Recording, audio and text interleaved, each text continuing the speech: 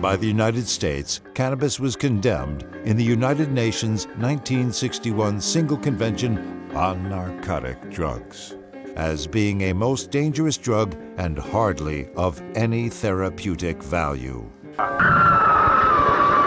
Now, in 2016, the United States is the main offender in ignoring this United Nations-sanctioned international drug law. Along with other countries, their regulation of the medicinal and recreational use of cannabis is changing rapidly, but not according to the United Nations Single Convention.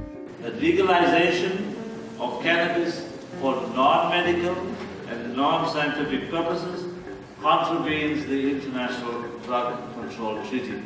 In April of this year, in New York, the UN General Assembly's special session on drugs, named UNGASS, is going to reevaluate this convention. The problem is, of course, that the international drug control treaties are very restrictive, telling us how we should discourage that people use drugs by prohibition and not by any other means. The results of this coming United Nations conference will make clear that in regard to international law, the United Nations is way behind, despite a worldwide shift forwards. Different approaches are being taken to the issue of drugs. And the fact is that if we, in this room, in this building at the UN now, just deny that that is going on, that denial will ultimately undermine international cooperation on drugs.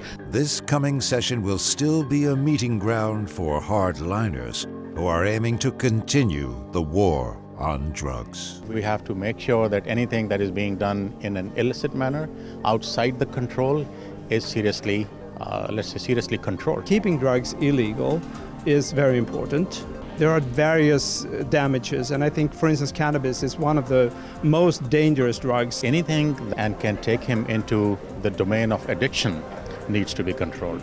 However, the policies towards the medicinal use of cannabis are going to be more lenient if the applications are evidence-based and in cooperation with the pharmaceutical industry.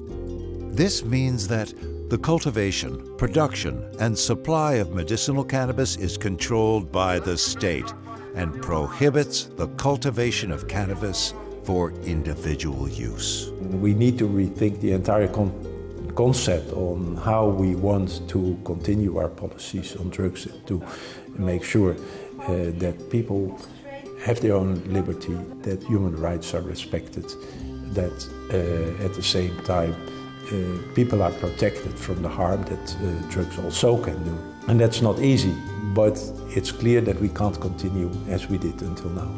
The United Nations is the only recognized international control system we have, but its member states are too divided and the world is spinning. It cannot wait. The United Nations is not a straitjacket. Your source of cannabis news. Cannabis News Network.